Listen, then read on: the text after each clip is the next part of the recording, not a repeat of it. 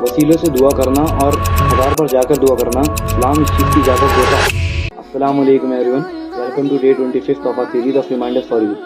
सो hidden sub content Islam myth, जिसमें मेरे लफ्ज़ों में तो ये एक महामिथ है इस्लाम में जो बन चुका है। जैसे कि अगर हम पहला कवर करते हैं तो वो ये है कि मज़ारों पर जाकर दुआ मांगना। अब देखो, अगर आप मज़ारों पे जाके अल्लाह से ही दुआ करते हैं उस मज़ार वाले के लिए तो वो चीज़ जायज़ है, लेकिन अगर आप मज़ारों पे जाके उस मज़ार वाले से ही दुआ करने लगते हैं तो वो चीज़ शिर्क है। और आज के ज़माने में तो जितना धूम धड़ाका मज़ारों पे हो चुका है तो उस चीज़ से आप बचें, वरना बिदअत में शुमार है। और उसके बाद दूसरा मिथ जो है वो है वसीला, यानी अगर हम किसी के वसीले से दुआ करते हैं तो अब वो चीज़ क्या है।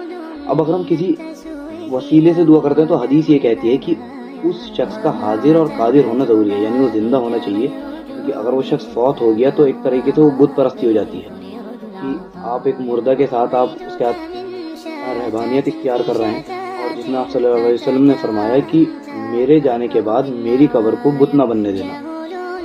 और आपने जितनी पुराने वाक्य सुने होंगे, साहबी ने किसी साहबी से दुआ को कहा है, ये लोग लाते हैं कहने को इसके काउंटर अटैक में, बट वो ये चीज़ है कि वो साहबी जिंदा होते थे। जब वो फौत हो जाया करते थे तो वो फला साहबी किसी और के पास जाया करते थे जो जिंदा हुआ करते थे। जैसे नबी के पास भी कहा गया है कि आप हमारे अपने वसीले से हमारे लिए दुआ कीजिए, तो उसके बाद कुरान में आया था जिसमें कुरान में फरमाया कि इनसे कहिए, अल्लाह ने फरमाया कि इनसे कहिए मेरे से खुद दुआ करें। क्योंकि दुआ इतनी इंपॉर्टेंस और उतना ही आपका अल्लाह के साथ कनेक्शन बिल्ड होगा। और अगर आप यूनुस अलैहिस्सलाम की बात करते हैं तो उनका वसीला उनकी दुआ बनी। तो ये चीज़ कहीं नहीं है कि किसी के वसीले से दुआ कर रहे हैं तो फिर जो मैंने आपको बताया उस शख्स का हाजिर और कादिर होना बहुत ज़रूरी है। और अगर हम इसमें आगे देखें, अब जैसे कुरान में वसीला लफ्ज़ है, तो अब जो कुरान में जो टर्मिनोलॉजीज आती हैं ये कुरान इनको खुद ही एक्सप्लेन करता है आगे जाके। अब अगर कुरान में लिखा है कि मग़ज़ूबा अलैहिम वलज़्ज़ालिन, तो यानी कि कुरान उसमें बता रहा है मग़ज़ूबा क्या है और ज़ालिन के कौन है। उसका कुरान में और आयत है कि मुत्तक़ीन यानी हुदल लिल मुत्तक़ीन, उसमें कुरान ये चीज़ बता रहा है कि मुत्तक़ीन कौन है।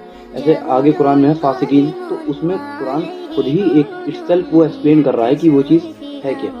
तो इन वसीलों के बजाय और मज़ारों पर जाकर दुआ करने से बेहतर है अपनी दुआ को स्ट्रॉन्ग करें और अपना अल्लाह से कनेक्शन बिल्ड अच्छा करें।